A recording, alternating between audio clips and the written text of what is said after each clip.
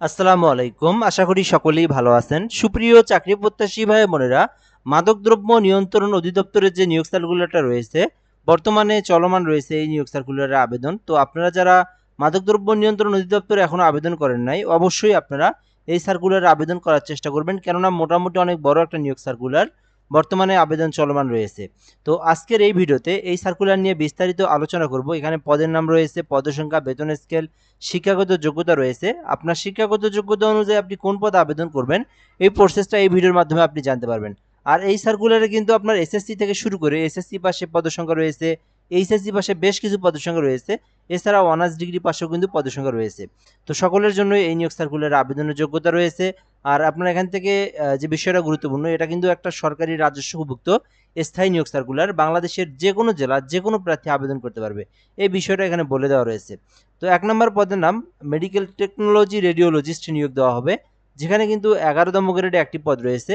আবেদনের জন্য শিক্ষাগত যোগ্যতা চাওয়া হয়েছে মাধ্যমিক স্কুল সার্টিফিকেট, অর্থাৎ এসএসসি পাস, এবং এসএসসি পাসের পরে আপনি যদি সরকার কর্তৃক স্বীকৃতি কোনো হেলথ টেকনোলজি ইনস্টিটিউট হইতে আপনি যদি মেডিকেল টেকনোলজিস্ট রেডিওলজি বিষয়ে ডিপ্লোমা থাকেন, অর্থাৎ আপনি যদি এসএসসি পাস করার পরে মেডিকেল টেকনোলজিস্ট রেডিওলজি নিয়ে ডিপ্লোমা পাস করে থাকেন, সেক্ষেত্রে আপনি এই যে মেডিকেল টেকনোলজিস্ট এই পদে আবেদন করতে পারবেন। ২ নম্বর পদের নাম রয়েছে ফার্মাসিস্ট, যেখানে ৫টি পদ রয়েছে। আবেদনের জন্য শিক্ষাগত যোগ্যতা চাওয়া হয়েছে কোনো স্বীকৃতি বোর্ড হইতে অনন্য দ্বিতীয় বিভাগ বা সমমানের জিপিএ সহ মাধ্যমিক স্কুল সার্টিফিকেট, অর্থাৎ আপনি যদি এসএসসি পাস করে থাকেন, এসএসসি পাস করার পরে আপনি যদি ফার্মেসি বিষয়ে ডিপ্লোমা করে থাকেন, অর্থাৎ আপনার যদি ডিপ্লোমাটার ডিপার্টমেন্ট হয়ে থাকে ফার্মেসি ডিপার্টমেন্ট থেকে যদি ডিপ্লোমা পাস করে থাকেন, সেক্ষেত্রে আবেদন করতে পারবেন। ৩ নম্বর পদের নাম ফিজিক্যাল ইন্সট্রাক্টর, যেখানে কিন্তু একটি পদ রয়েছে ১১ গ্রেডের। তো এক্ষেত্রে আবেদনের জন্য শিক্ষাগত যোগ্যতা চাওয়া হয়েছে কোনো স্বীকৃতি বিশ্ববিদ্যালয় হইতে শারীরিক শিক্ষা বিষয় সহ অনন্য দ্বিতীয় শ্রেণী বা সমমানের সিজিপিএ সহ স্নাতক অথবা ডিগ্রি, অর্থাৎ আপনি যদি অনার্স পাস করে থাকেন অথবা আপনি যদি ডিগ্রি পাস করে থাকেন, তাহলে আপনি ফিজিক্যাল ইন্সট্রাক্টর বিষয়ে আবেদন করতে পারবেন। অর্থাৎ এখান থেকে যে বিষয়টা বলা হয়েছে, শারীরিক শিক্ষা বিষয়ে অনার্স পাস করতে হবে অথবা ডিগ্রি পাস করতে হবে, তাহলে আবেদন করতে পারবেন। ল্যাব সহকারী রয়েছে ৩টি পদ রয়েছে। রসায়ন বিজ্ঞান, অর্থাৎ এখান থেকে যে বিষয়টা বলা হয়েছে যে ১৪ গ্রেডের, আপনি যদি রসায়ন বিজ্ঞান নিয়ে যদি আপনি অনার্স পাস করে থাকেন অথবা ডিগ্রি পাস করে থাকেন, আবেদন করতে পারবেন। ডায়েটিশিয়ান রয়েছে ৮টি পদ রয়েছে। শিক্ষাগত যোগ্যতা চাওয়া হয়েছে কোনো স্বীকৃত বিশ্ববিদ্যালয় থেকে। পুষ্টিবিজ্ঞান নিয়ে যদি আপনি অনার্স ডিগ্রি পাস করেন, আবেদন করতে পারবেন।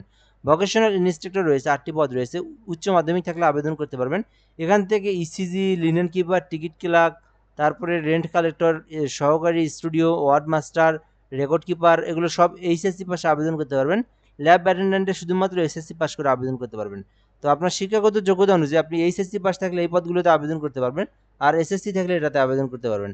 আবেদন করতে ১৮ থেকে ৩২ বছরের মধ্যে আবেদন করতে হবে। আবেদন করার লিঙ্ক এখান থেকে দেওয়া রয়েছে। dncteletalk.com.bd থেকে আবেদন করবেন।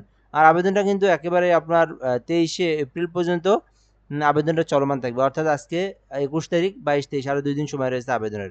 তো যারা এখনও আবেদন করেন নাই, এই আবেদনটা করবেন। লিঙ্ক তো দেওয়াই রয়েছে এখান থেকে, এবং dncteletalk.com.bd থেকে আবেদন করবেন। আবেদন করার পর আপনার পেমেন্ট ফি, আপনার পেমেন্টটা সম্পূর্ণ করলে আপনার আবেদনটা হয়ে যাবে। সো আশা করি বুঝতে পেরেছেন। এরকম নিয়োগ সার্কুলারগুলো জানতে অবশ্যই আমাদের চ্যানেলে সাবস্ক্রাইব করে যুক্ত থাকবেন। ভালো থাকবেন। আসসালামু আলাইকুম।